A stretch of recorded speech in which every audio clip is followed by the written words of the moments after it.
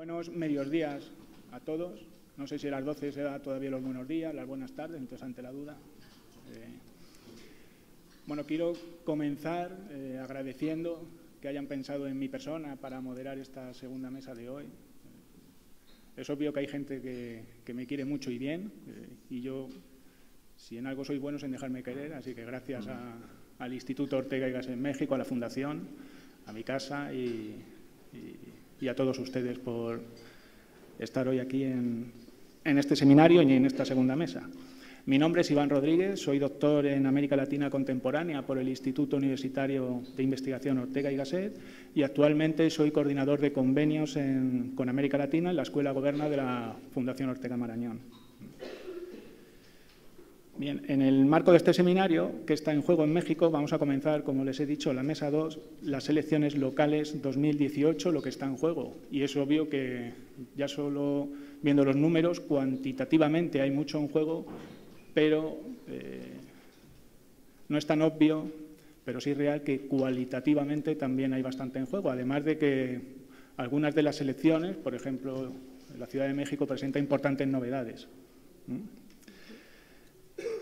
Antes de dar paso a los ponentes, quería indicarles que al final de las 3 intervenciones, que tendrán una duración media de 25 minutos cada una, abriremos un espacio para preguntas y respuestas. Y les quería pedir que, por favor, eviten exposiciones largas y comentarios y seamos concisos, ¿no? Y escuetos. Yo sé que mis compañeros de mesa lo van a ser y les pido a ustedes también brevedad para que el máximo de personas puedan participar. Y sin más preámbulo, voy a pasar a presentar a los verdaderos protagonistas de esta segunda mesa. Nos acompaña la doctora Rosa María de la Torre Torres, es diputada del Grupo Parlamentario del Partido Revolucionario Institucional en el Estado de Michoacán. El doctor Armando Hernández Cruz, que es magistrado del Tribunal Electoral de la Ciudad de México.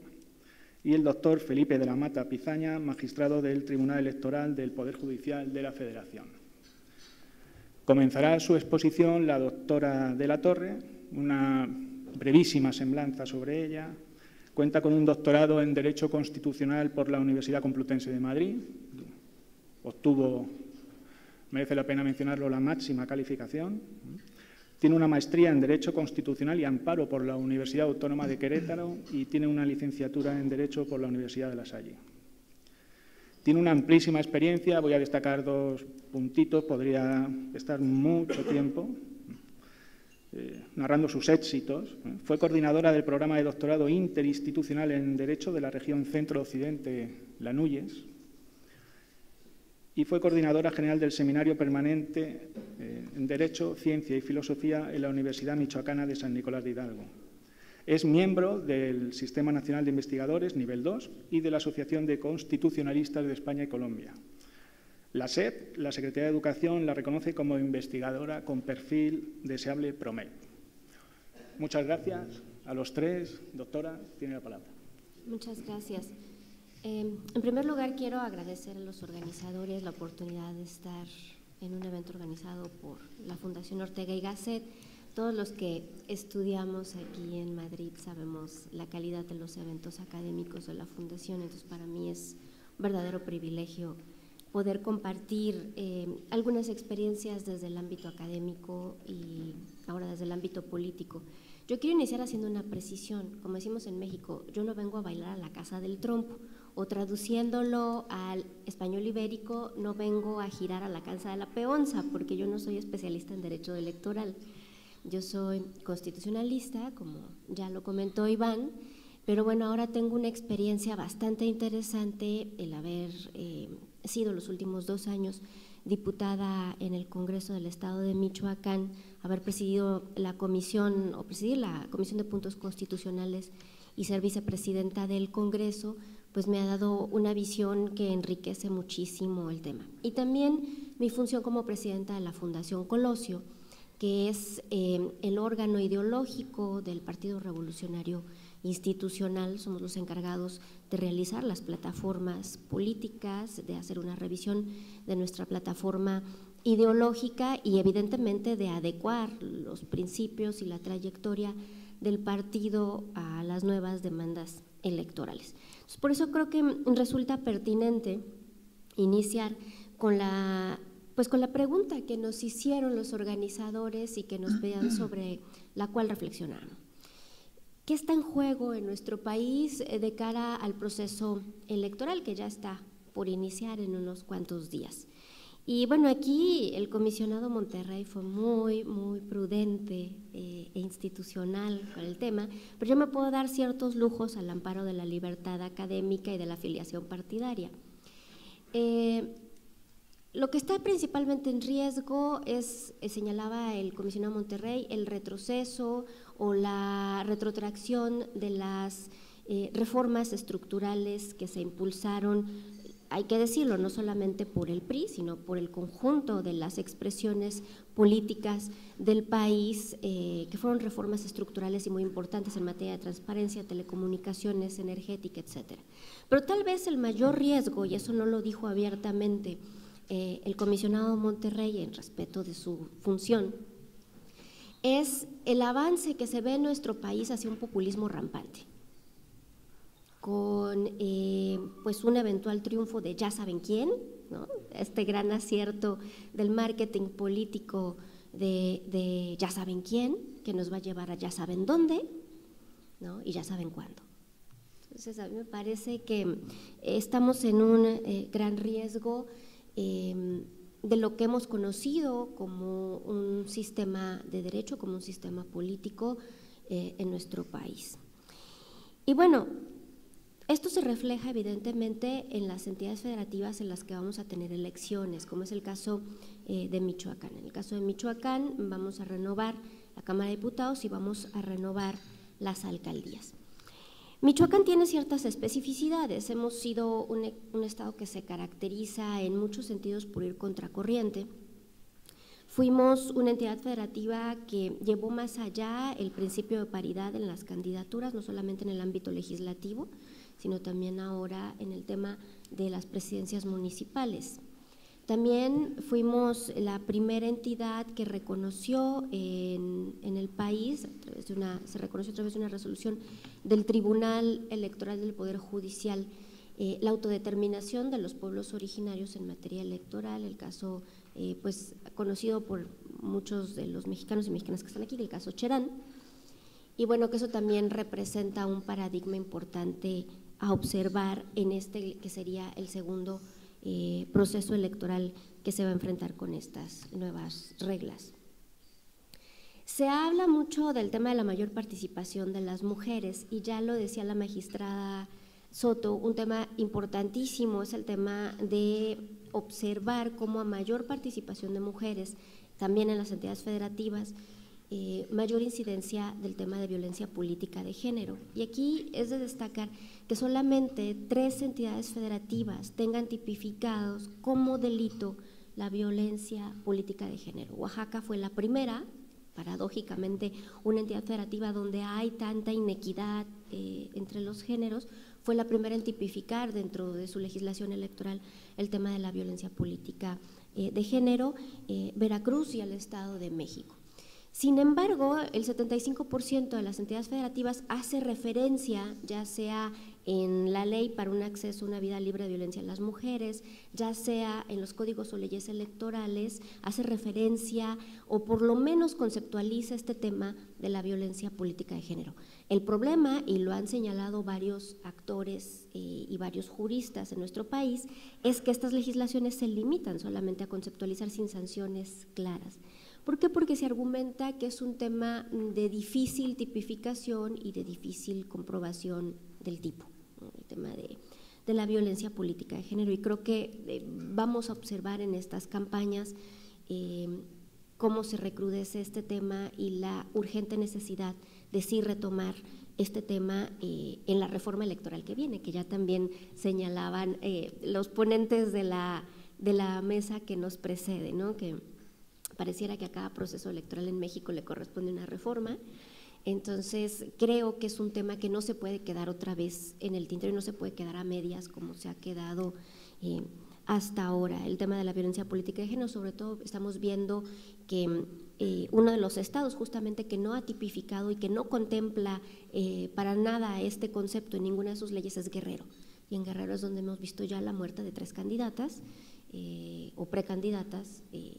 En este sentido creo que es importante que estados como Guerrero, Guanajuato, Hidalgo, Puebla y Michoacán pongamos atención en ese tema. Y aquí quiero hacer referencia, en Michoacán, en esta legislatura fuimos una legislatura histórica de 40 diputados, 18 somos mujeres, y impulsamos un acuerdo interpartidario, es decir, todas las legisladoras nos propusimos impulsar ciertas reformas independientemente de las filias y fobias partidarias, y una de esas fue el tema de la incorporación de la violencia política de género. Desafortunadamente los varones nos mayoritearon y no se pudo establecer una legislación en este sentido. Argumentaban mis compañeros, sobre todo por el tema de la ambigüedad y de la imposibilidad de tener claro este tema en una legislación. Entonces, creo yo que uno de los principales retos que vamos a enfrentar en este proceso electoral a nivel nacional, pero especialmente a nivel de las entidades federativas y entidades federativas que a la vez enfrentamos otro problema y que va a ser otro de los grandes retos, es el tema de la seguridad de nuestros candidatos y candidatas, de la seguridad en el momento o el día del proceso electoral y de la seguridad en los momentos postelectorales. A mí me queda claro que vamos a tener elecciones confiables por lo que corresponde a las instituciones de organización y desarrollo del proceso electoral. Se ha ido generando un clima de mayor confianza, de mayor credibilidad hacia nuestros órganos electorales, a nuestras fiscalías especializadas, etcétera. El problema ya no es la confiabilidad del resultado electoral. El gran problema en entidades como la mía es el tema de la seguridad. No podemos obviar que hay entidades en nuestro país donde el crimen organizado es un factor real de poder. Estamos viendo, por ejemplo, el Estado de Michoacán ha vivido un proceso de cierta irregularidad en cuanto al tema electoral por la intención de empatar las elecciones locales con las federales. Finalmente en este proceso hemos logrado empatarlas, pero hemos tenido 3 gobernaturas bastante irregulares, no solamente por el periodo establecido, 11 meses, 1 año, 2 meses, 4 años, etcétera, para lograr este empate de las elecciones. Pero a su vez han sido gobernaturas que se han visto empañadas por temas muy complicados. Temas, por ejemplo, como la ausencia de un gobernador por cuestiones de salud, diría yo entre comillas, porque justamente el gobernador, y lo tengo que decir con total responsabilidad, que pertenece al partido al que yo pertenezco, renuncia un día antes de que salgan en medios nacionales los videos de su hijo mayor tomando cervezas con uno de los principales capos de los cárteles del Estado, ¿no? Tenemos a quien fue su secretario de gobierno todavía sujeto a un proceso penal por vínculos con el crimen organizado. Tuvimos durante largo tiempo la intervención del gobierno federal en materia de seguridad con una figura bastante sui generis, que fue la figura de la Comisión Especial para la Seguridad en el estado de Michoacán, pues lo cual vino a generar una inestabilidad o una falta de certeza en las propias instituciones michoacanas. Entonces, me parece que de cara a este proceso electoral, el tema de atender con mucha pertinencia la posible injerencia del crimen organizado en elecciones en entidades como la mía es muy importante. ¿Por qué? Porque todos los partidos, y lo hemos platicado en mesas, se generó una mesa de seguridad en el Estado, donde participan obviamente las instituciones electorales del Estado en conjunto con las federales. Hemos manifestado la preocupación que se ha tenido ya desde el momento de preselección de aspirantes y el momento de selección de candidatos. Ya se han vivido desde ese momento presiones de estos grupos criminales organizados. Es una gran preocupación, un gran reto que nos preocupa y nos ocupa a los partidos políticos y a los que estamos como representantes populares en funciones, es el tema de atender este tema de la seguridad.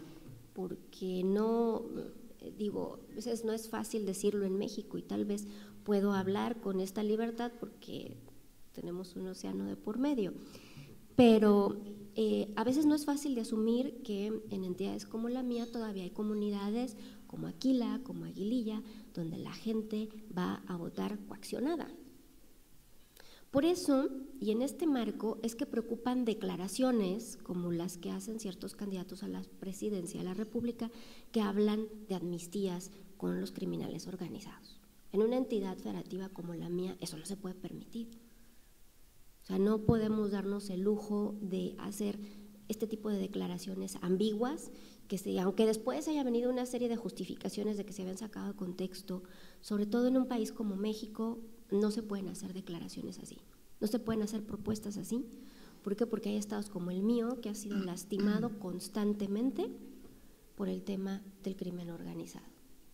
Y no deja de ser una paradoja, por ejemplo, que ahora este gobernador que tuvo que pedir licencia por cuestiones de salud, entre comillas, cuyo hijo fue exonerado, ¿no?, de estos temas de vínculo, cuando todo lo vimos, ahora esté contendiendo por la alcaldía de Morelia por el Partido Encuentro Social. Y esto me lleva a un siguiente tema, que es el tema de la falta, de por sí ya había una falta de credibilidad en los partidos políticos, pues por el actuar de muchos de nuestros afiliados.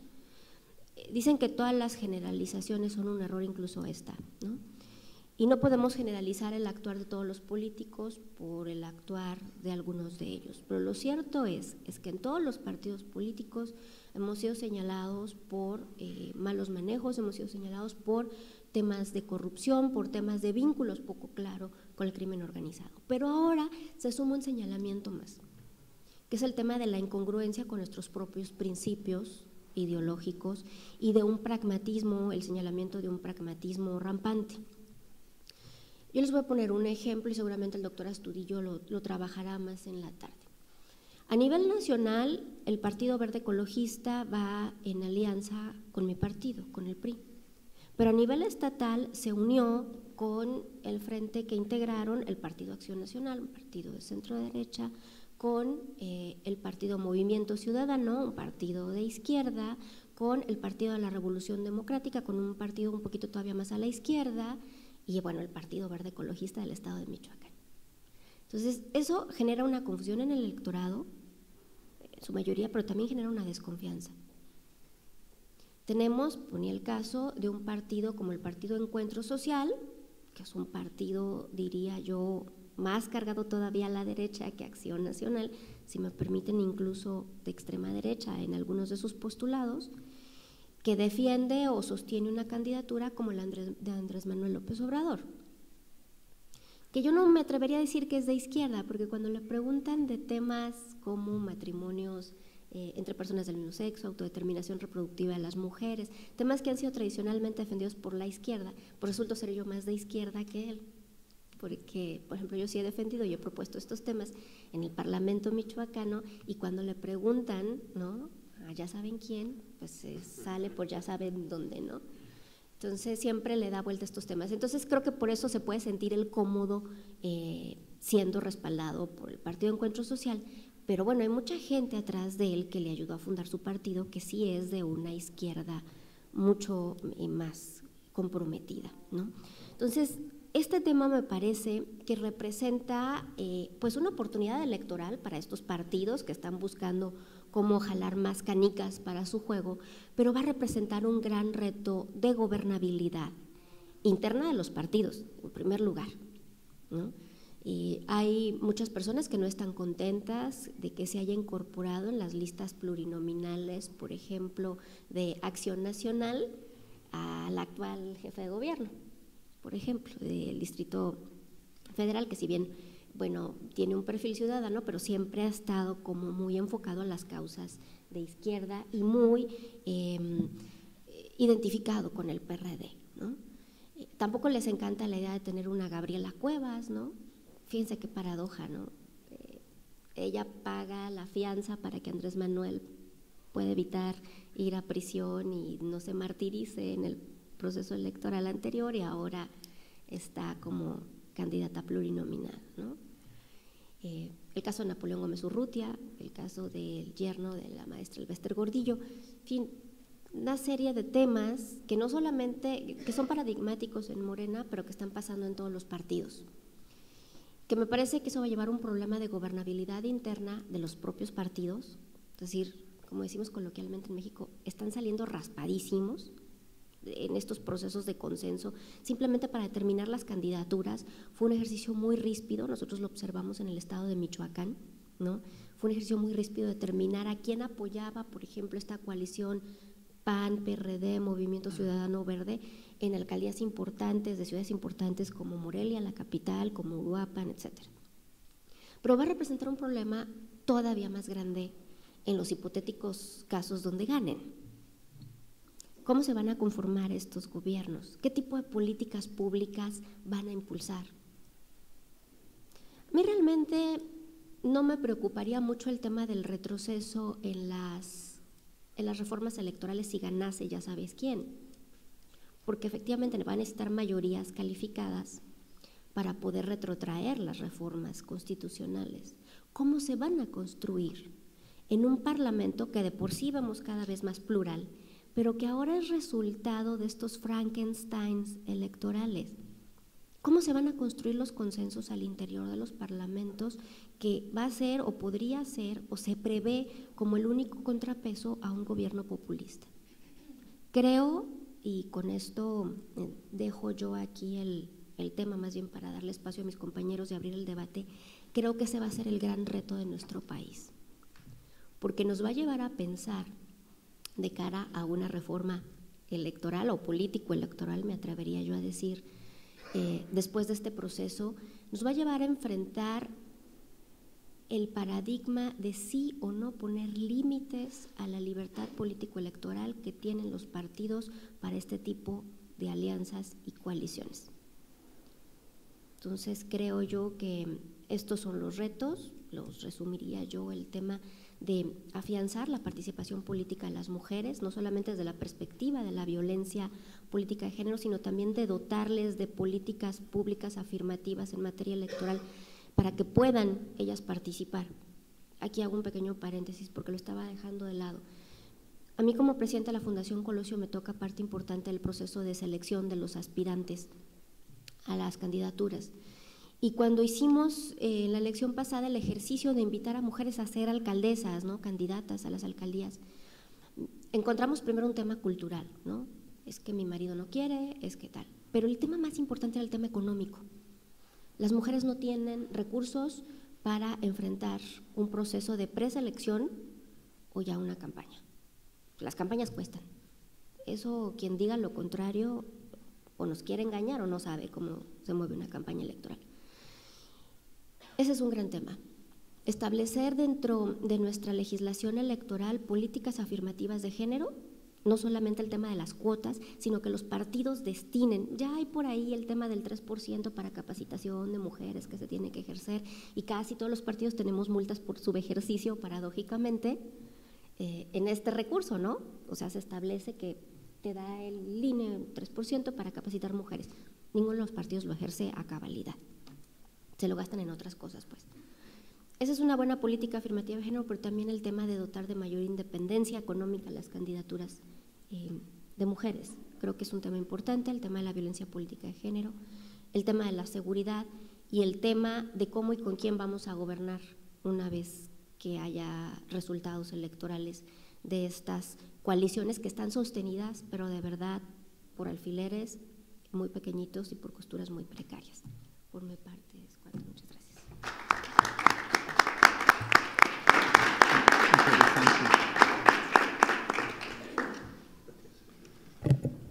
Muchas gracias, doctora. Ha sido un ejercicio maravilloso de maximización del tiempo. Ha clavado 20 minutos, le pedí 25, gracias. Pero creo que ha abierto preguntas que nos van a ocupar más de esos 5 minutos que nos ha dejado de margen. Bien, a continuación le voy a dar la palabra al doctor Armando Hernández Cruz, magistrado del Tribunal Electoral de la Ciudad de México. Cuenta con un doctorado en Derecho por la UNAM, por la Universidad Nacional Autónoma de México, misma universidad en la que tiene una maestría en Derecho y una licenciatura en Derecho, con especialidad en Derecho Constitucional y Administrativo y Derechos Humanos. Bueno, de su experiencia, 2 puntos, de los muchos que podíamos enumerar. Ha sido director general de Derechos Humanos, la Procuraduría General de Justicia del Distrito Federal y ha detentado diversos cargos en el Instituto Electoral del Distrito Federal, en la Asamblea Legislativa del Distrito Federal, en la Cámara de Diputados del Congreso de la Unión, etc. Es catedrático en la Facultad de Derecho de la UNAM en diversas asignaturas a nivel de licenciatura y posgrado desde el año 95 al día de la fecha. Cuenta con una especialización en Derecho Constitucional por la Universidad de Salamanca, de España, y una especialidad de alta formación en Justicia Constitucional y Tutela Jurisdiccional de los Derechos en la Universidad de Pisa, Italia. Muchas gracias, doctor. Tiene la palabra. Muchas gracias. Buenos días. Muchas gracias por la invitación a participar en esta mesa y un gusto compartir con el magistrado Felipe de la Mata y con la doctora y diputada Rosa María de la Torre. Escuchábamos en la mesa anterior la participación de las autoridades nacionales que nos platicaron el complejo sistema electoral que tenemos en México. A mí me gustaría platicar sobre el todavía más complejo sistema electoral diseñado en la Ciudad de México, que además no es igual al de las demás entidades federativas. Convergen una serie de circunstancias, un diseño institucional y normas que hacen todavía más complicado este sistema de la Ciudad de México y creo yo interesante de conocerlo por incluso comparación con el sistema nacional. La reforma constitucional de 2014 ya tuvo su primera experiencia en la Ciudad de México y en todo el país en el año 2015, pero la Constitución de la Ciudad de México, publicada, promulgada el 5 de febrero de 2016, tendrá apenas su primera experiencia en este proceso electoral 2017-2018. Y esta Constitución de la Ciudad de México diseñó un sistema sumamente complicado. Pero para empezar entonces el tema de los sistemas nacionales creados en México, primero fue el Sistema Nacional Electoral, el Sistema Nacional de Transparencia y el Sistema Nacional Anticorrupción, han generado un nuevo paradigma, nuevas maneras de relacionarse entre instituciones federales y locales. Particularmente el Sistema Electoral Nacional obliga a que las elecciones locales ya no son organizadas por los institutos de carácter local, sino de manera conjunta por los institutos locales conocidos ahora genéricamente como OPLES, Organismos Públicos Locales Electorales, y el propio Instituto Nacional Electoral. De tal manera que hay dos instancias que organizan elecciones locales, el INE y los OPLES, pero estos tienen un problema de regulación porque las leyes locales no le pueden establecer atribuciones en materia de organización de las elecciones locales a una autoridad nacional como el INE. De tal manera que entonces encontramos un marco jurídico deficiente y una problemática a la que no nos habíamos enfrentado a partir de la construcción de estos sistemas nacionales. Particularmente el Sistema Nacional Electoral genera una situación en la que tenemos normas contradictorias de distintos niveles jerárquicos, con distintos sistemas de regulación y de esta manera tenemos que encontrar mecanismos de solución de estas antinomias o contradicciones que se van a presentar, por ejemplo, entre el reglamento de elecciones que emitió el INE y la ley local, el Código de Instituciones y Procedimientos Electorales de la Ciudad de México. Los hay contradicciones entre lineamientos, acuerdos del INE, que son normas administrativas de carácter general expedidas por el Instituto Nacional, y los códigos o leyes locales de las entidades federativas en materia electoral. Ya se han presentado casos en que el reglamento del INE contradice normas del código local, por ejemplo, lo que fue la designación del titular de la unidad de fiscalización del Instituto Electoral de la Ciudad de México, entre muchos otros casos, ya ha presentado estas contradicciones. La Ciudad de México era la única entidad federativa que tenía previsto el conteo de los votos en el cómputo distrital el mismo día de la jornada electoral. A nivel nacional y todas las demás entidades federativas tienen previsto, como ya lo escuchábamos en la mesa anterior, los cómputos distritales el día miércoles posterior a la elección.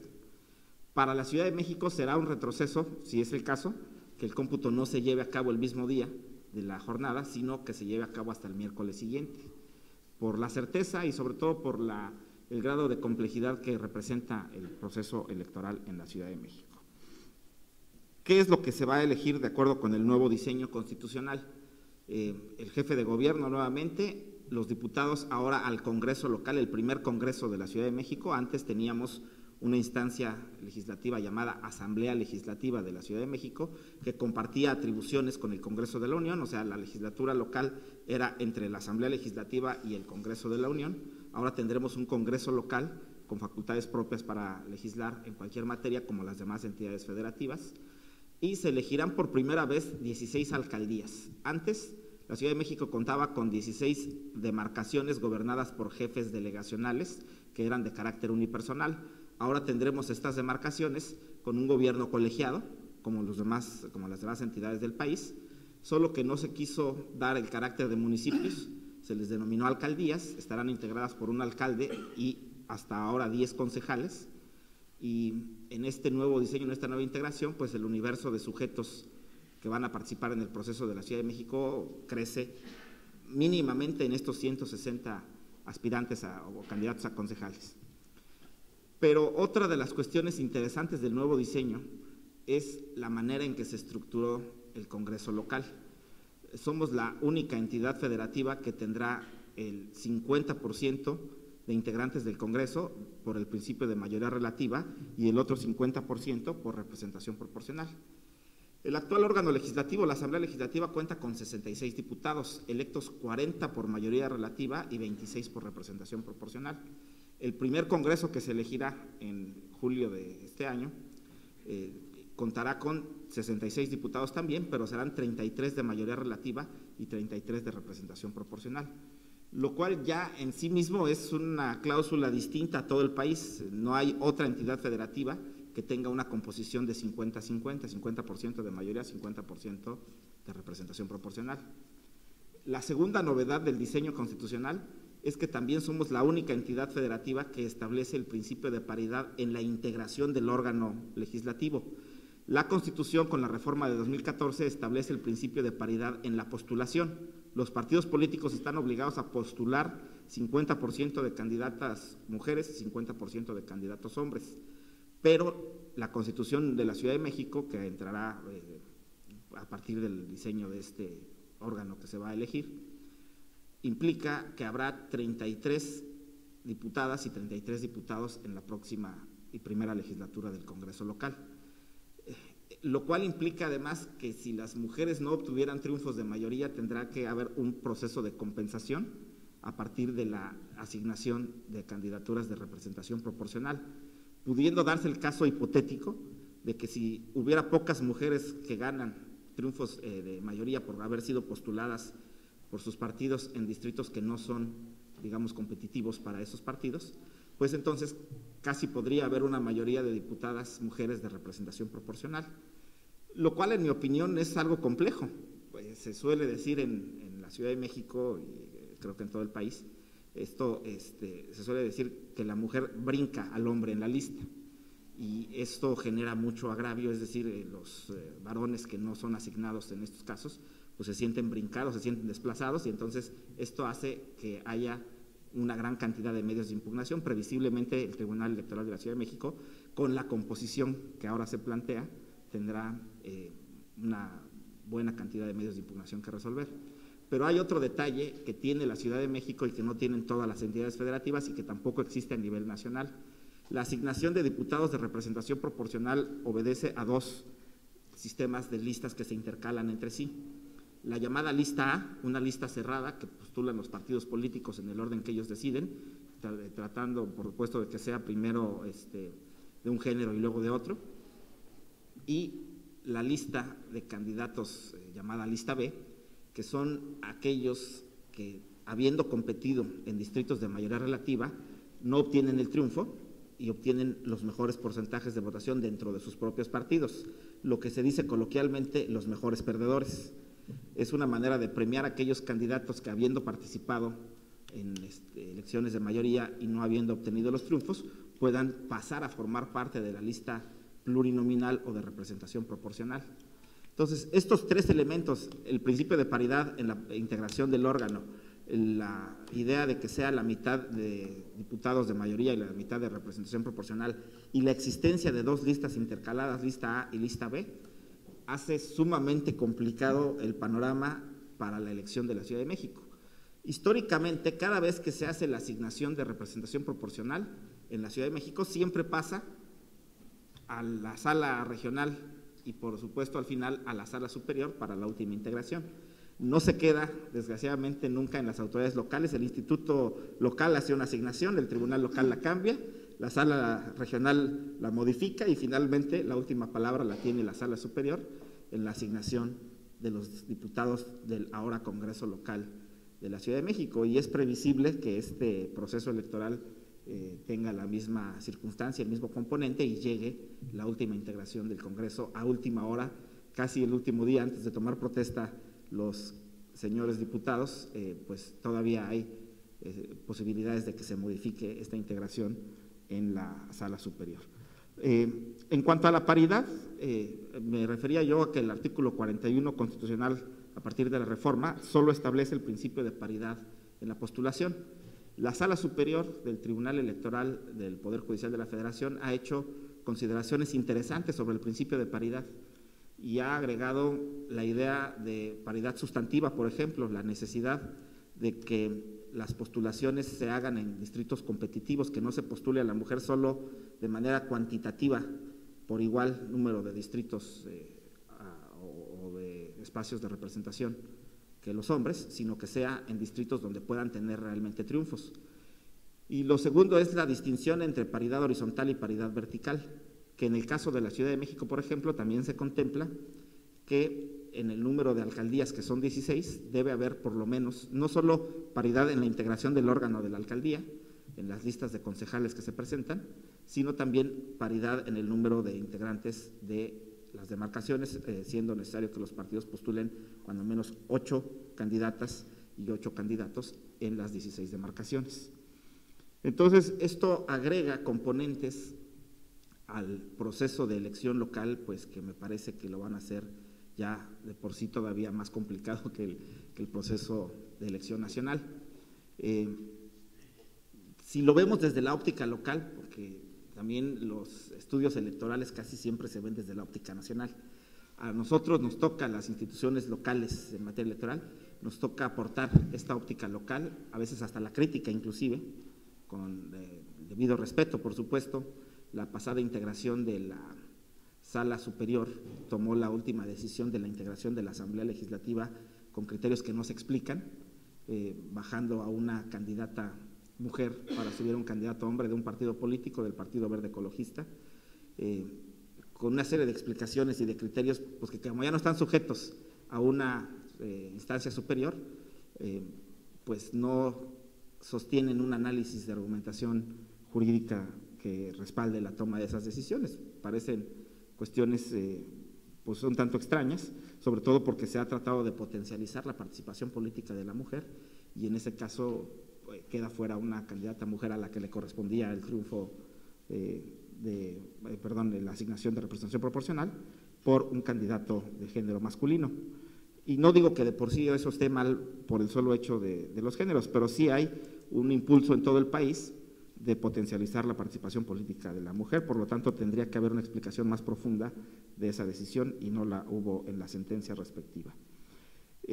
También se dijo en la mesa anterior, y yo comparto esa idea, aunque veo que la magistrada Mónica Soto no la comparte, que el sistema electoral de México está basado en un principio, que es el principio de la desconfianza. La historia política, toda la historia política del país, pero la historia política reciente de los últimos 40 años, demuestra que somos un país que estaba acostumbrado a cuidarse los unos de los otros. Había desconfianza, o hay todavía desconfianza, entre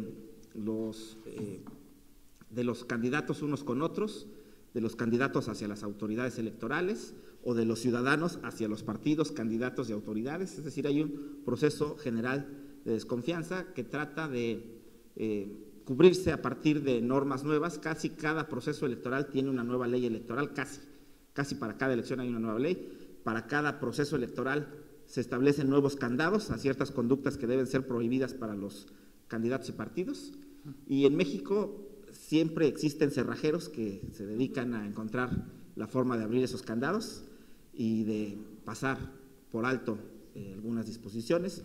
Se prohíbe la promoción personalizada de candidatos y entonces se vuelven autores de famosos libros y también entrevistados en portadas de revistas que anuncian al libro o a la revista, pero no al candidato, y entonces siempre encontramos una manera de ir más allá de lo que la ley prohíbe o de lo que se establece como un marco de regulación. En ese sentido, la Ciudad de México enfrenta las instituciones electorales, enfrentamos la necesidad de generar condiciones de confianza y credibilidad con los actores políticos. Tuvimos una experiencia, por desgracia, no tan agradable en el proceso electoral de 2015. Una de las demarcaciones territoriales de la Ciudad de México, una de las más grandes y más densamente pobladas, que es la delegación Gustavo Amadero, tuvo un proceso electoral en el que la diferencia fue de menos de un punto porcentual entre el primero y segundo lugar. Una demarcación con casi 2 millones de habitantes, con una elección que no separaba al primero y segundo lugar más que por 1.934 votos de diferencia. Esto generó condiciones de mayor exigibilidad para el Tribunal Electoral de la Ciudad de México. Tuvimos 2 manifestaciones afuera del tribunal por el partido político que quedó en segundo lugar, en donde nos hacían saber su desconfianza hacia las instituciones y autoridades electorales, y decían prácticamente que el Tribunal Electoral que me toca presidir haría alquimia electoral cambiando los resultados de la elección, cosa que no es posible, que no se me ocurre cómo hacerlo. Si quisiéramos hacerlo, por supuesto que no es así. No se me ocurre cómo cambiar los resultados de un proceso electoral en la mesa. Muchos aspirantes, muchos candidatos piensan que esto es válido, que es posible que los tribunales saquen una varita mágica y cambien el resultado de la elección, cosa que me parece pues, muy complicado de entender, pero hay esa desconfianza. También se decía, nos hacía saber este partido político, tuvimos una audiencia con ellos, y nos decían, en la elección federal se abrieron casillas de los distritos federales de esa demarcación y se recuperaron 6,000 votos que habían sido indebidamente descartados para nuestro partido político. Hay un mito que muchos creen, eso de que los recuentos hacen recuperar esas cantidades de votos. A mí me parece increíble, inconcebible de pensar que los ciudadanos que cuentan los votos no sepan contar y se equivoquen en una cantidad tan enorme de votos que puedan ser recuperados en los recuentos. Entonces, hay ese mito de los recuentos, creo yo, así me atrevo a considerarlo como un mito, porque se dice y la gente lo cree y los actores políticos afirman y están seguros, están convencidos de que un recuento les va a hacer recuperar una cantidad de votos suficiente para revertir el resultado de la elección. Yo nunca he visto eso y no sé si algún especialista de mi país en temas electorales haya visto que un recuento cambie el resultado de la elección en 6,000 votos o 5,000 votos o cantidades tan exorbitantes como las que se plantean. Entonces, uno de los retos que tenemos en las autoridades electorales en la Ciudad de México es lograr dotar a los partidos políticos y a los actores en la contienda electoral de condiciones de confianza y de credibilidad en la labor que se va a desarrollar. El marco normativo electoral, la ley electoral vigente en la Ciudad de México, considera también a la violencia política como causal de nulidad. No se quiso establecer, la Asamblea Legislativa local decidió no establecer el caso específico de la violencia política de género, aunque sí fue parte de la discusión. Solamente dejaron la violencia política, argumentando, y quizá tiene razón, que la violencia política como género tiene como una de sus especies, la violencia política tiene como una de sus especies a la violencia política de género, pero las diputadas de la Asamblea también habían pugnado porque se estableciera como causal específica de nulidad la violencia política de género, y esto no fue así, no fue introducido. Y ya tuvimos en este proceso electoral conatos de violencia política en un evento de una candidata jefa de gobierno en una demarcación territorial. Entonces, en ese momento se decía, ¿qué podemos esperar de la elección? Que escale la violencia, que haya actos de violencia en todos los procesos de intervenciones de precampaña y campaña de los candidatos o de la candidata de ese partido político en particular. Afortunadamente no fue así, los partidos políticos casi todos llegaron a un pacto de civilidad, a un acuerdo, y disminuyó el temor que existía sobre la posibilidad de que se ejerciera violencia política en los procesos, en el proceso electoral vigente. También están, por supuesto, como en todo el país y como a nivel nacional, los actos anticipados de campaña y de precampaña y la promoción personalizada con uso de recursos públicos, como otros temas importantísimos a atender en las posibles impugnaciones y en los procesos que habrá seguramente de solicitudes de nulidad de la elección. Para darle esa credibilidad a los tribunales electorales locales y en el caso de la Ciudad de México particularmente, uno de los retos más importantes es consolidar la autonomía de estas instancias. El artículo 116 de la Constitución y el 122, por analogía, establecen que estos órganos son autónomos, a diferencia del Tribunal Electoral del Poder Judicial de la Federación, que forma parte de uno de los poderes constituidos. Los tribunales electorales son autónomos, entonces entidades federativas como Nayarit, Veracruz o Chiapas tuvieron que sacar del Poder Judicial a sus tribunales electorales y convertirlos en órganos autónomos. Cuando se discutía la Constitución de la Ciudad de México, había la tentación de poner al Tribunal Electoral dentro del Poder Judicial, porque se decía, pues así está a nivel federal, así hay que hacerlo también en la Constitución de la Ciudad de México, pero finalmente se reflexionó sobre el hecho de que esto no era válido desde el punto de vista constitucional y se quedó el Tribunal Electoral en el capítulo del Poder Judicial, pero su regulación está en el capítulo del Poder Judicial, pero la consideración de su creación está en el capítulo de los órganos autónomos en la Constitución de la ciudad. Pero esta autonomía no es real, es formal, si no se acompaña de los recursos públicos, una autonomía financiera necesaria. No puede estar sujeta a la consideración de los actores políticos que intervienen en los propios procesos electorales. En la Ciudad de México tuvimos el caso precisamente después de la elección de 2015 y esta problemática que les comentaba en una demarcación particular, tuvimos una especie de castigo o una consecuencia presupuestal, un impacto negativo en el presupuesto del año siguiente, de 2016. Estos vaivenes presupuestales están sujetos a las determinaciones que tomen los órganos electorales y eso no es lo más saludable. En el caso de la entidad federativa de Morelos, la Sala Superior emitió ya incluso una resolución, la Sala Superior del Tribunal Electoral del Poder Judicial de la Federación emitió una resolución en donde trata de proteger la autonomía financiera de estos órganos frente a las decisiones tanto del gobernador del estado como del Congreso local. Y los tribunales electorales, en una asociación de tribunales que tenemos, hemos estado luchando continuamente por la autonomía presupuestal, por lograr que se establezcan condiciones para que los tribunales no estemos sujetos al castigo o a la decisión arbitraria que pudiera tomarse, basados los órganos legislativos en las decisiones que tomen estas instancias, porque eso vulneraría la autonomía que se pretende para estos órganos, el diseño que se tiene y la manera en que se está pensando consolidar y fortalecerlos. Por último, yo quisiera hacer la reflexión de que es tan complejo el sistema electoral nacional y tan complejo el sistema electoral de la Ciudad de México que valdría la pena hacer una revisión. Entiendo las necesidades de fomentar la participación política, entiendo también la idea en la Ciudad de México de ir con mecanismos de avanzada, como se ha ido en otros temas, de ser una ciudad de vanguardia y progresista, pero la propia existencia de un sistema electoral nacional, del modelo de casilla única, de la manera en que comparten el INE y los OPLES las atribuciones para la organización de las elecciones locales, a mí me lleva a la reflexión de que el sistema híbrido, el sistema mixto o barroco, como se le ha denominado, que tenemos para la organización de las elecciones en México y sobre todo de las elecciones de carácter local, implicaría dos opciones para la siguiente reforma, porque seguramente la habrá, porque siempre hay reforma electoral.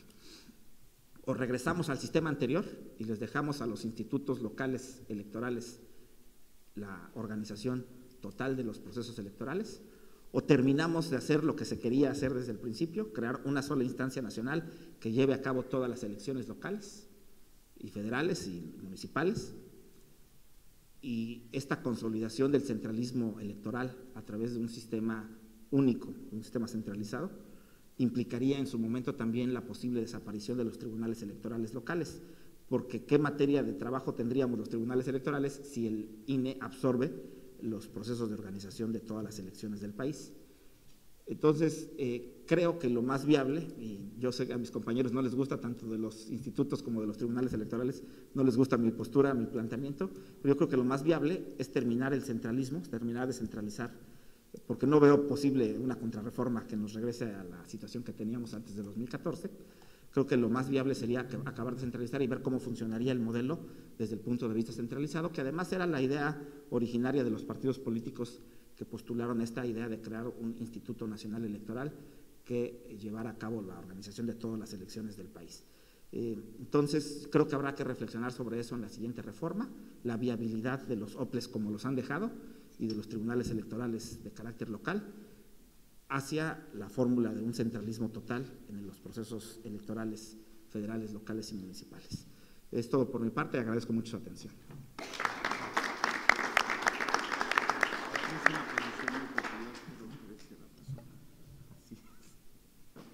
Muchas gracias, doctor Hernández. Yo creo que tienen ustedes un problema y es que nos tienen mal acostumbrados a que las cuestiones complejas en Ciudad de México pues al final se resuelven.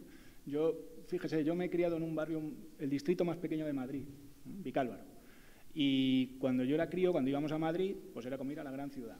Bueno, imagine cuando fui por primera vez a Ciudad de México, allá por el año 2000, yo cuando aterricé, bueno, pues que pensé, pues esto no se puede. O sea, pero el problema es que a las semanas cuando regresaba dije, pues sí pueden. O sea, entonces yo creo que, por complejo que sea el sistema, le van a empujar a aplicarlo y seguro que podrán.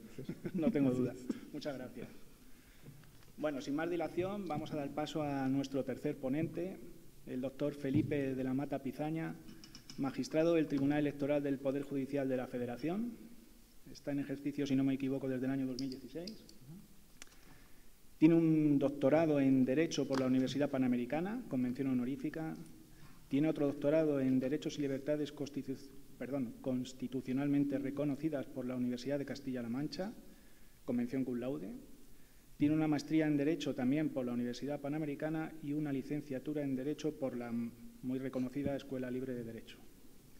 Bueno, de la experiencia podemos estar aquí, al igual que con mis otros dos compañeros de mesa, un buen rato. Destacar que ha sido secretario general de Acuerdos en la Sala Superior del Tribunal y magistrado de la Sala Regional Especializada del mismo tribunal, del que ahora es magistrado. Ha sido profesor titular de diversas materias a nivel de licenciatura y posgrado en las universidades Panamericana, Iberoamericana y la Facultad de Derecho de la UNAM. Del 2008 al 2013 fue titular de la Cátedra sobre Derecho a la Seguridad Nacional, impartida en el curso de especialidad en Seguridad Nacional del Instituto Nacional de Administración Pública. Muchas gracias, magistrado. Muchas gracias también. Para mí es un gran gusto estar aquí con mis compañeros de mesa, la diputada de la Torre, que me ha hecho reflexionar en torno a efectivamente esta fórmula diferente del gasto, cómo se puede utilizar el gasto, gracias, de los partidos en torno a los temas de género, y por supuesto con el magistrado Hernández, que la verdad es que me ha hecho reflexionar tanto que creo que lo que voy a hacer después es salir de aquí compulsivamente, escribir un artículo respecto de los temas que nos ha planteado. He intitulado a mi ponencia Hacia una garantía efectiva de la autonomía e independencia de los tribunales electorales locales, los retos de una reforma incompleta. Quiero decir el título porque implica justamente un posicionamiento en torno a la reforma electoral de 2014, ya que desde mi perspectiva, en el tema específicamente de la justicia local, es una reforma incompleta. Y justamente derivado de eso, la clara línea jurisprudencial del Tribunal Electoral del Poder Judicial de la Federación, que ha ido justamente, pues vamos a decirlo así, completando estas cuestiones que el legislador de alguna manera no previó de manera expresa, sino solo a través de principios. Es decir, la jurisprudencia ha ido avanzando más allá justamente de lo estrictamente formal. Quiero decir que evidentemente la autonomía de los tribunales electorales es la base de todo su trabajo. Evidentemente la autonomía es la salvaguarda de la independencia e imparcialidad, y toda la interpretación que lleva a cabo la sala, por supuesto la sala superior del tribunal, deberá justamente estar en ese sentido.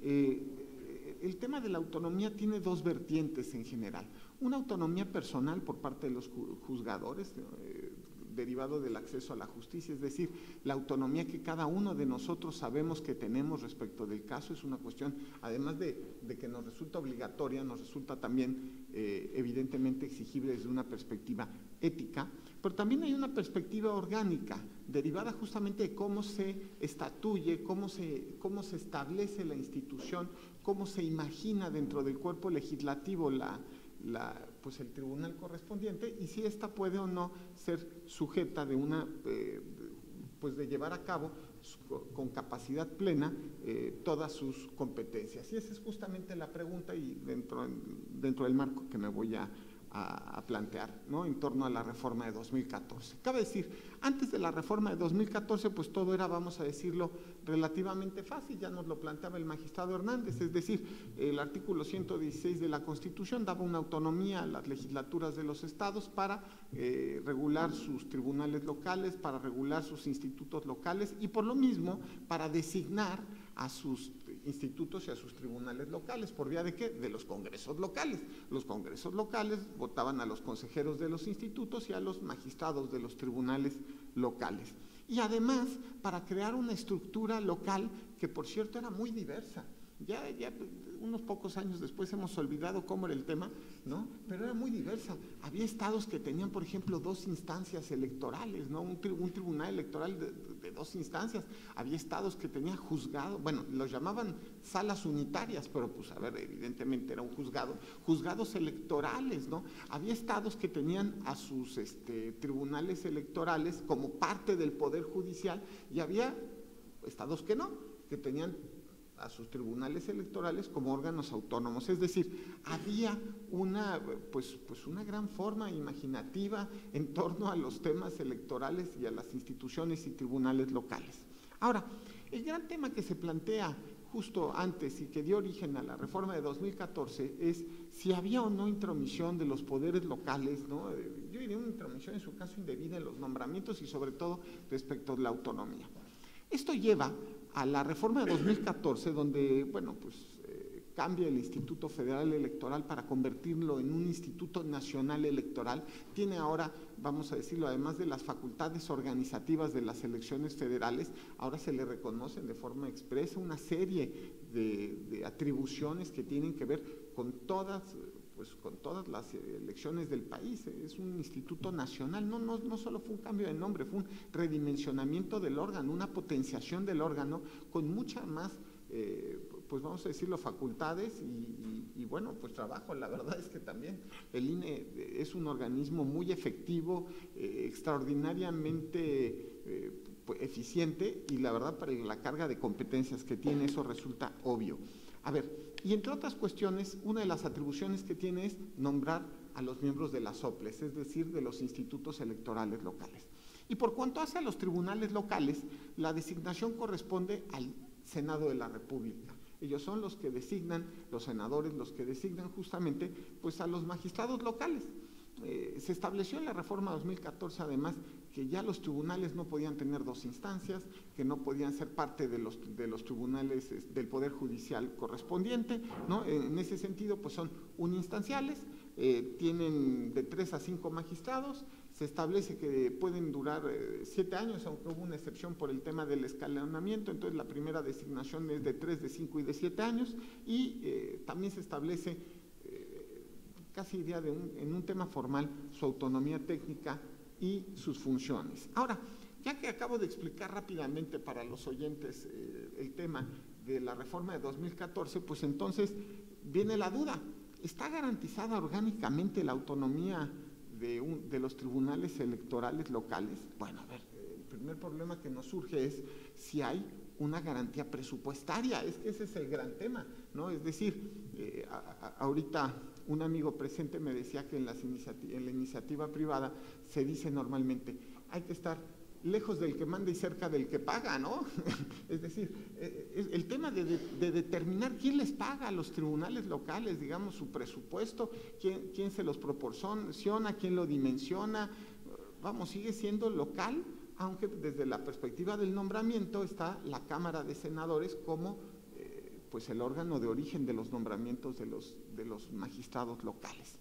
Por otro lado, el plazo de 7 años, solo 7 años para los magistrados electorales locales, también es una temática, ¿no? Porque esto puede efectivamente hacer donde viene la pregunta que todos los magistrados nos tenemos que hacer. Los federales sí no tenemos más porque ahí la Constitución claramente establece una regla, ¿no? Dice, ¿y qué pasa después, no? Bueno, eso también, el tema de justamente de guardar la independencia también puede llevar con una fórmula de que el plazo pudiera alargarse.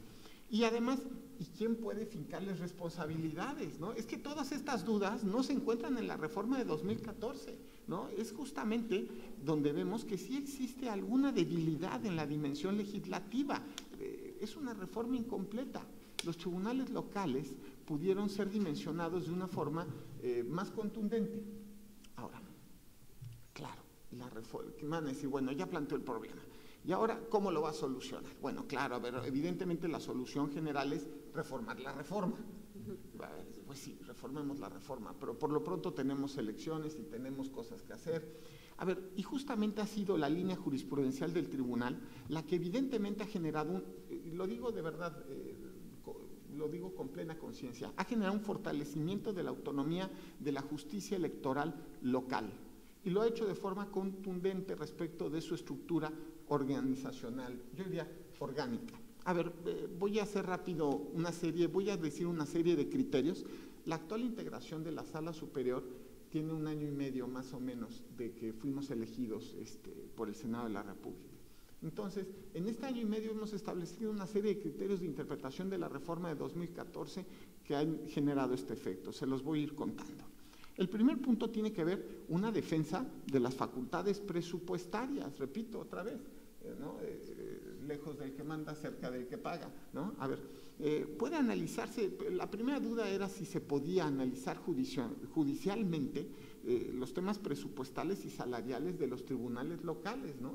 Y esto desde que entramos, los primeros asuntos que resolvimos, lo establecimos en un juicio electoral justamente del año 2017, donde dijimos, sí, claro que sí puede ser sujeto de control.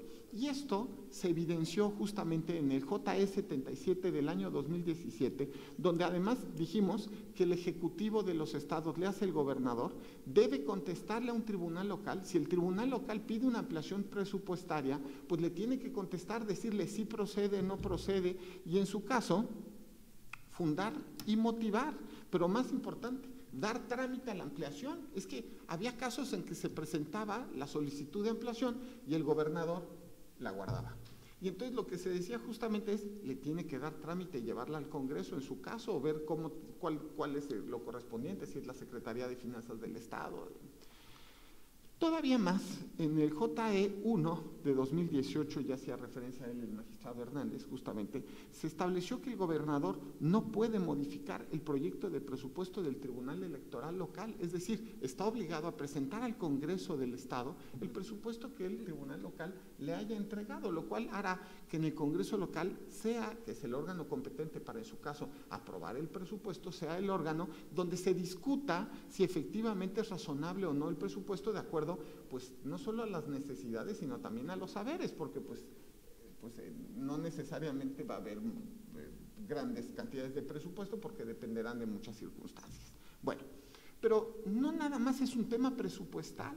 También la jurisprudencia de la Sala Superior ha hecho una verdadera defensa en la integración del órgano. A ver, de los órganos de los tribunales electorales locales. Voy a platicar algunas sentencias. El JDC 259 de 2017, pues justamente estableció el tema de la remoción, aclaró el tema de la remoción. ¿Quién puede remover a los magistrados locales? Porque podía haber una interpretación donde se dijera que eran los órganos locales, es decir, nombre el Senado de la República y a través del juicio político local podía ser el Congreso local el que removiera a los magistrados electorales locales. De hecho, esto el que se iniciara un procedimiento de remoción por vía de juicio político hizo que se presentara este medio de impugnación. Y la Sala Superior lo que dijo fue, con una lógica justamente basada en la reforma de 2014, es, si nombra el Senado de la República, pues lo lógico es que el que pueda remover a los magistrados electorales locales, pues sean los órganos federales y no los locales. Y esto justamente les genera pues una fórmula de autonomía respecto de los órganos locales justamente. Además, la Sala Superior ha establecido un criterio de estabilidad que va a generar estabilidad vamos a decirlo así, en el cargo. Estabilidad en el cargo que se va a dimensionar en independencia y en autonomía. El JDC 1147 del año justo 2017 estableció que si bien los magistrados electorales locales son electos por 7 años, pues pueden volver a ser electos por otros 7, ¿no? Y después, pues yo diría, por otros 7. Y si yo fuera magistrado local diría, y después por otros 7. ¿No? Claro, pero es que esto es la lógica, es razonable porque genera la estabilidad. En los hechos genera que los magistrados locales sean evaluados respecto de su desempeño por el Senado de la República cada 7 años. Y evidentemente la ratificación, que no es una ratificación, pero se podría parecer a eso, es un nuevo nombramiento, ¿no? Hace que haya una autonomía a través de la ampliación del plazo, ¿no? Generando además el incentivo de que los magistrados locales estén sujetos a una revisión constante, pero lo más, y por lo mismo, al escrutinio del órgano que los está nombrando, pero además el incentivo es que si los magistrados son buenos, están haciendo bien su trabajo, pues que se puedan quedar el tiempo necesario, que puedan, pues así decirlo, ¿no? Que puedan aportar todo lo que se pueda al órgano en el que están trabajando. Pero además, todavía más, la Sala Superior ha establecido otro criterio, un par de criterios más de decisión que me parecen trascendentes. El JE 7 del año 2018 estableció ya con claridad, está basado en una acción de inconstitucionalidad de la Suprema Corte, pero ya queda claro que los órganos de control interno de los tribunales locales, le hace las contralorías, no pueden ser nombradas por los congresos locales.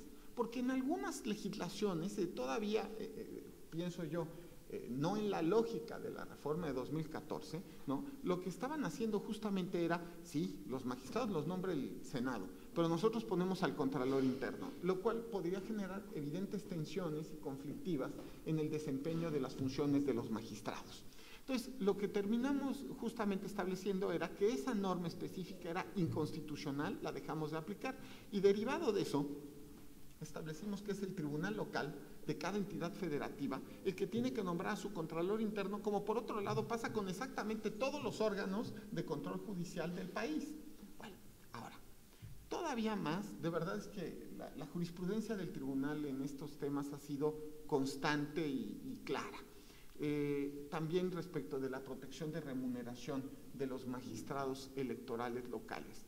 En el JDC 184 del año 2016 se estableció también que debe aplicársele el tabulador de los magistrados del Poder Judicial local, lo cual es fundamental porque había casos anteriores a este criterio en el cual pues a los magistrados locales pues les ponían un sueldo que podía ser, pues no sé, de un subdirector de área o de un jefe de departamento. De verdad, ha habido magistrados locales que me han contado esas historias. Y a partir de ahí, como pues en el órgano son los sueldos más altos, los de los magistrados, a partir de ahí se hacía pues una estructura de las posiciones salariales y pues terminaban siendo sueldos tan bajos que no podía contratarse personal justamente para las cargas que además por otro lado tenemos los tribunales electorales. A ver, hay que recordar, este año la sala superior, ahorita a lo mejor el magistrado Hernández nos dice cuántos asuntos proyectan en el Tribunal Electoral de la Ciudad de México, que tendrán que resolver, pero nosotros en la sala superior este año vamos a resolver 50,000 asuntos, 50,000 asuntos, tomando en cuenta además que el tiempo promedio de resolución de un asunto por parte de la sala superior es de 20 días, es decir, estamos resolviendo en 20 días y un promedio de 50,000 asuntos al año, ¿no? En este año de elecciones.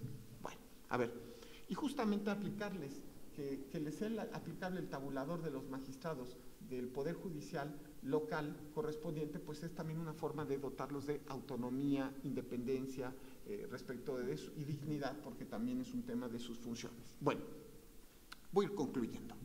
El Tribunal Electoral del Poder Judicial de la Federación, puedo decirlo a golpe de jurisprudencia, diría Tocqueville, ¿de acuerdo?, ha reforzado la autonomía de los tribunales locales. Han sido los criterios claros, han sido constantes en ese sentido y ha completado la reforma electoral de 2014. Pero también ha hecho otros esfuerzos y en eso hay que sumar la idea de esta Asociación de Tribunales y Salas Electorales de la República Mexicana que preside el magistrado Wong, ¿no?, de Chihuahua, pero que tenemos todos que ver que justamente los esfuerzos de coordinación que hay entre los tribunales locales y el federal han sido constantes y fructíferos. Hace menos de un mes se ha celebrado un convenio de colaboración entre la Sala Superior y los tribunales locales de todo el país para crear una carrera electoral nacional. Carrera electoral que no se encuentra prevista otra vez en la reforma de 2014, si hay una carrera para el INE, pero no la hay para los tribunales locales. Pues nos hemos sentado los magistrados de todos los tribunales del país a crear una carrera electoral nacional con principios justamente y además creando una especialidad en carrera judicial electoral que le va a servir a todos los secretarios del país para formarse y que puedan ejercer los cargos respectivos en cada uno de los tribunales locales y por supuesto también en el federal. Y además se creó una certificación de buenas prácticas judiciales, de manera tal que se establecerá una política de supervisión constante, digamos, de los procesos internos de todos los tribunales locales. En fin, podría seguir hablando, la verdad es que es un tema que me parece trascendental. La reforma de 2014 nos quedó a deber sin duda varios temas respecto de la forma de operación orgánica de los tribunales locales, pero el Tribunal Electoral del Poder Judicial de la Federación ha asumido justamente su responsabilidad para completarla de manera tal que se les garantice autonomía. Evidentemente el fortalecimiento de la autonomía de los tribunales locales implica el fortalecimiento de la democracia mexicana por su trascendente competencia. En fin, es una convicción del Tribunal Electoral que solamente de esa manera, mediante el ejercicio de una jurisdicción autónoma, independiente y abierta a la ciudadanía, pues la institución contribuirá a la construcción de estándares democráticos robustos con miras a incrementar la legitimidad y la confianza ciudadana de que las elecciones se llevarán a cabo con resultados exclusivamente definidos por el voto amplio, libre, informado, secreto de todas las mexicanas y los mexicanos, tanto en las elecciones locales como en las federales. Eso sería todo. Muchas gracias.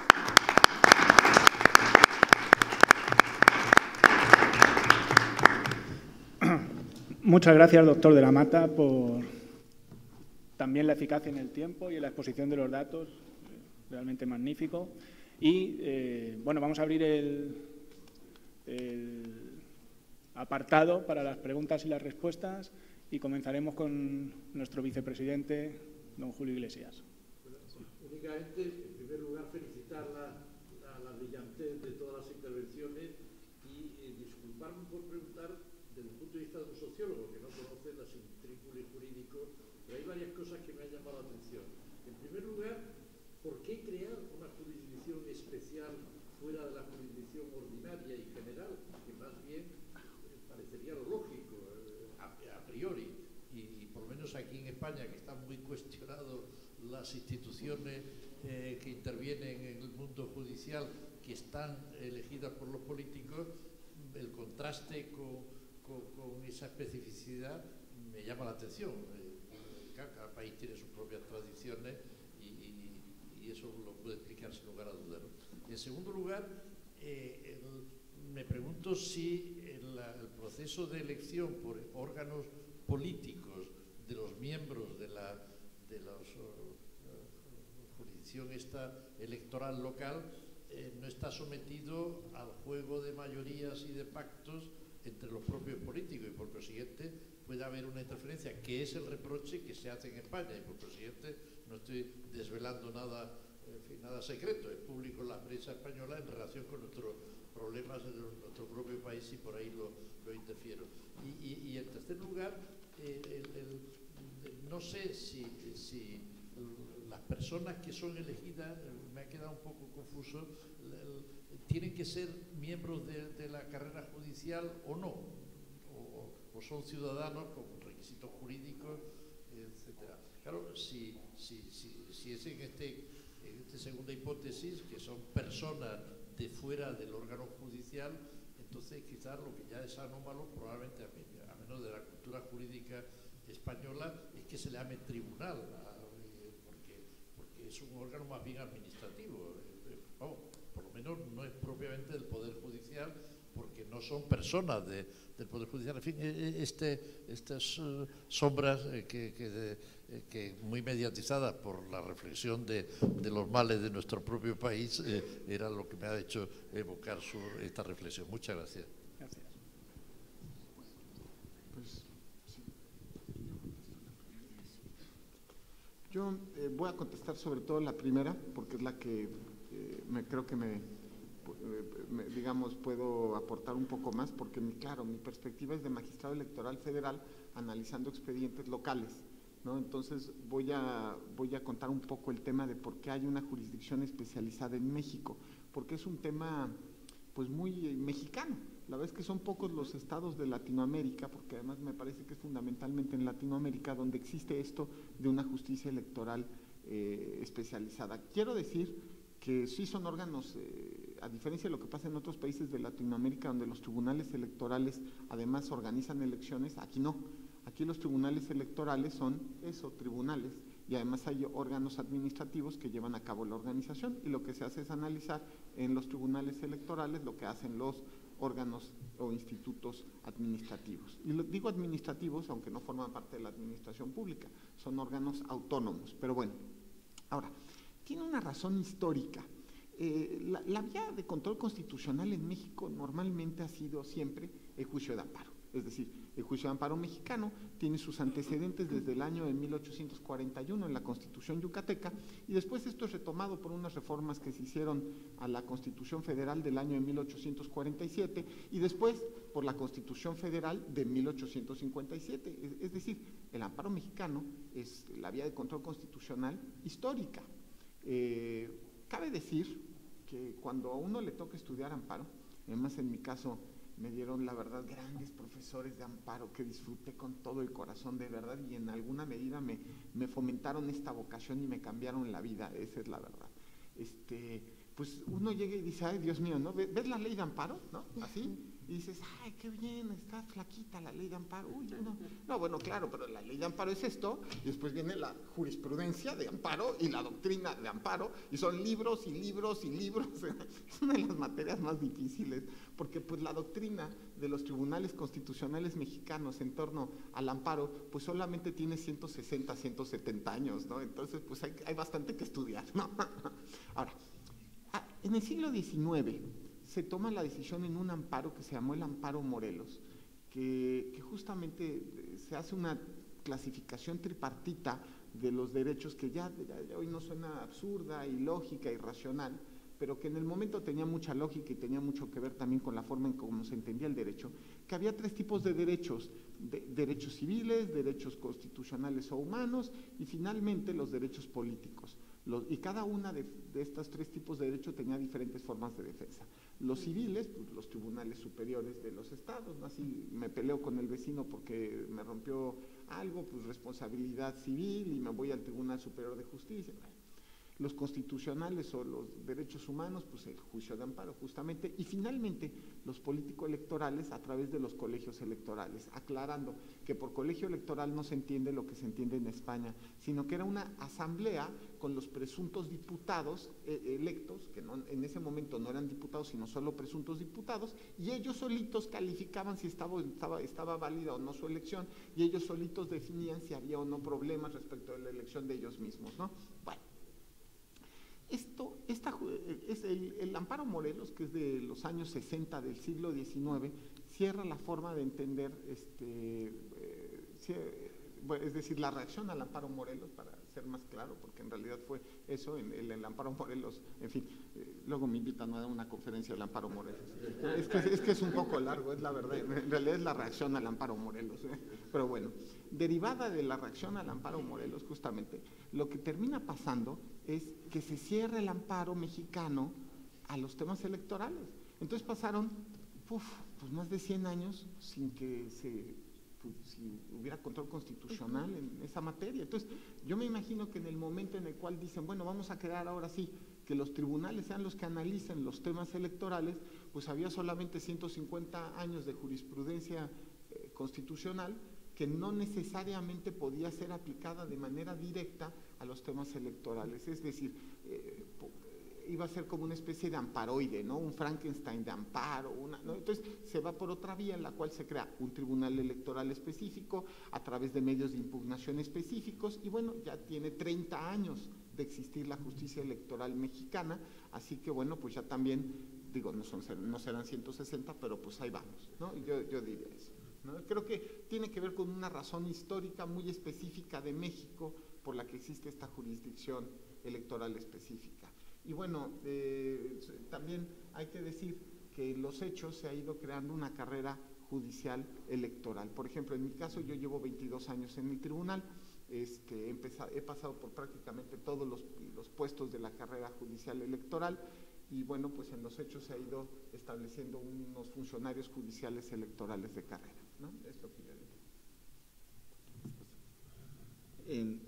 Además de las razones históricas que menciona el magistrado de la Mata, también yo diría que en México hay una jurisdicción especial para todo, en la materia agraria, en la materia laboral, aunque ya hubo reforma, en la materia administrativa y por supuesto en la electoral. Es muy propio, como decía el magistrado, de la cultura jurídica mexicana y todos son considerados órganos jurisdiccionales. En todos los casos se hace jurisdicción, aunque es formalmente, son órganos que no forman parte del Poder Judicial, pero materialmente hacen las mismas tareas, las mismas funciones, con tribunales especializados. Y eso sucede en la materia electoral también, y efectivamente también no hay un sistema judicial de carrera, no se forma parte del Poder Judicial, sobre todo desde la perspectiva de las entidades federativas.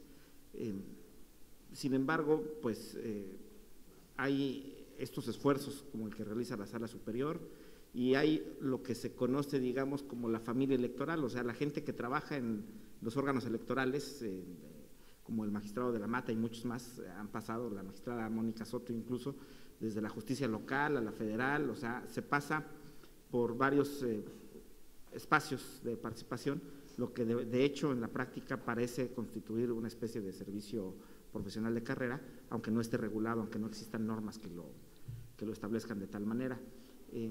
Pero sí creo yo que la fortaleza de estas jurisdicciones especializadas es que tienen las mismas características, digamos, comparten, incluso se reúnen con los otros órganos de justicia para tomar decisiones que sean similares o homogéneas en ciertos temas, y su capacidad, digamos, de solución de controversias, de conflictos, de medios de impugnación es muy similar a la que se presenta en la instancia de amparo federal, por ejemplo, porque también se trata de la defensa, en este caso, de derechos políticos. Yo quisiera, si me permiten, hacer una acotación. También, don Julio, el proceso de selección de estos magistrados, si bien se lleva a cabo por un órgano político como es el Senado, está sujeto a bases muy claras en las convocatorias, siguiendo muy de cerca el criterio de especialidad del que hablaba Armando, es decir, que sea gente que tiene calidad y experiencia probada en esta familia electoral, que bueno, como michoacana no sé si me gustaría utilizar el término la familia electoral, ¿no? Porque para los compañeros españoles que no lo sepan es el nombre de uno de los principales cárteles del Estado, pero sí del gremio electoral, ¿no? A lo mejor lo utilizaríamos y como sugerencia al mando se lo sería porque da más la idea de mafia del poder, diría, ya saben quién. Entonces, sí hay un criterio de especialización muy cuidado, las comparecencias a las que se ven sometidas los aspirantes son muy rígidas, incluso participan instituciones educativas superiores, universidades, en el proceso de diseño y aplicación de exámenes de conocimientos muy puntuales para la selección de estos funcionarios. Entonces, me parece que esto garantiza que aun cuando no vengan de una formal carrera judicial electoral, sí vienen como resultado o sí son parte de esta formación gremial y de esta experiencia probada. Gracias. ¿Alguna pregunta más?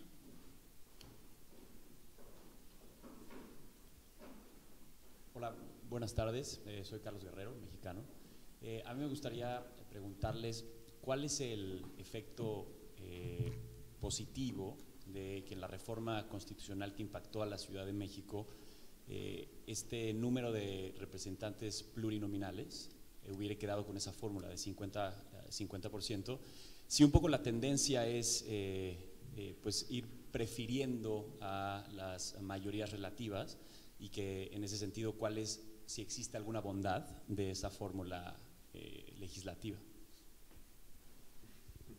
Yo simplemente de manera preliminar, este apartado específico fue paradigmático porque rompe con la fórmula constitucional de entrada, ¿no? Y fue uno de los primeros temas que se impugnó. Entonces, lo vieron N cantidad, 50 y tantas impugnaciones, ¿no?, sobre el proceso electoral, digo, el proceso constitucional de la Ciudad de México. De hecho, dedicamos en un Congreso Nacional a debatir todos estos asuntos. Y uno de los primeros fue eso, que decían algunos partidos que esta fórmula beneficiaba a partidos como el mío, como el PRI, ¿no? El tema de asignación y tal, y se impugnó, y que no se podía romper con la fórmula constitucional. Y bueno, en la interpretación, en el control constitucional que se hizo de esto, dijo, pues sí, efectivamente hay esta libertad de configuración interna. ¿Cuál es el beneficio? Precisamente lo que señalaba muy bien el magistrado Armando, el tema de tener este margen para establecer el tema de contrapesos y cuotas.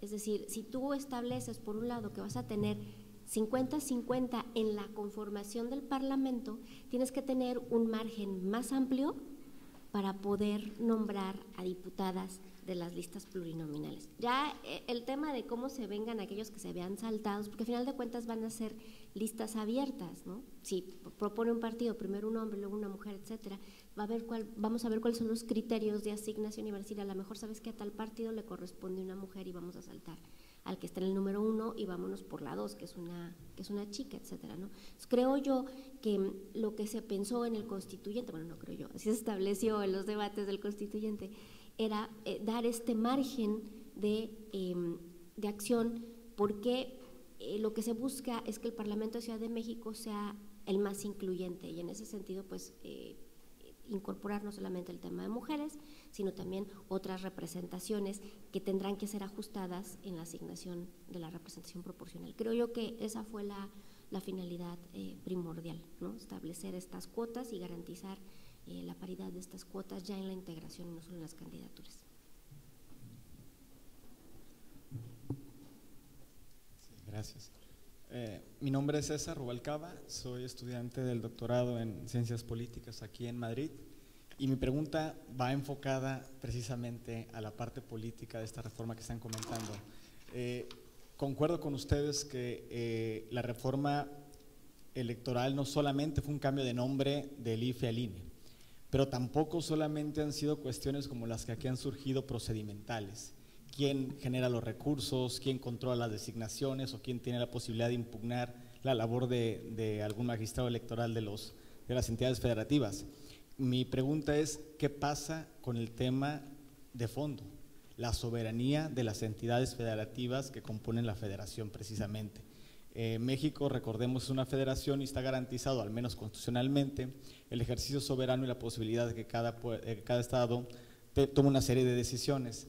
Esta reforma plantea una tensión fundamental, porque si bien cada estado tiene reservada la posibilidad de generar una serie de legislaciones internas que anteriormente, como ya comentaba aquí el magistrado, preveían desde la composición de sus cabildos en el caso de los municipios o de sus legislaturas, ahora se ven sujetas a una tensión por esa centralización a nivel nacional.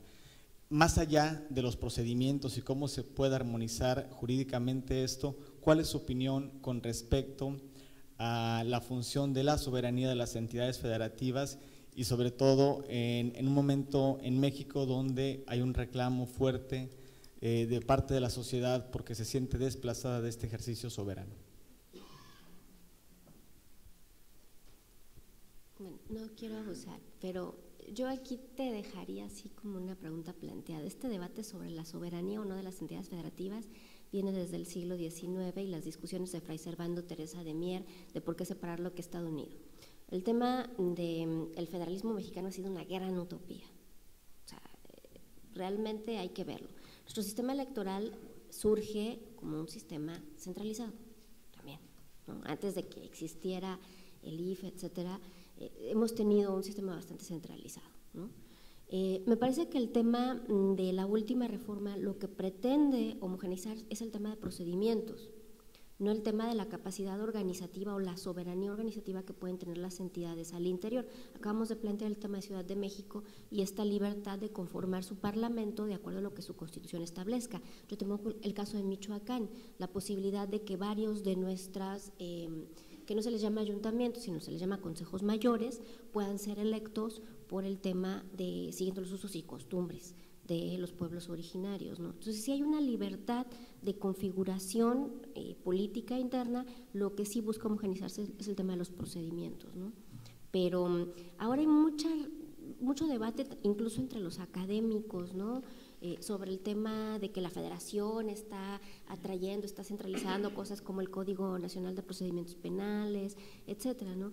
Realmente valdría plantearnos si desde un inicio fuimos realmente una federación y la soberanía fue tal, ¿no? O sea, vale la pena recordar esos debates que pues ahora están muy vigentes, ¿no? ¿Qué significa ser libre y soberano, no? Se preguntaban ya desde los debates constituyentes del siglo XIX. Muy bien. ¿Alguna pregunta más?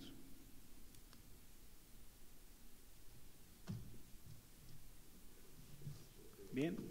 Bueno, pues muchas gracias a todos, muchas gracias a nuestros tres ponentes. Les emplazo a las 4 de la tarde a la mesa número 3, que lleva por título Los partidos políticos, una visión, un objetivo, ganar. Hasta dentro de un rato.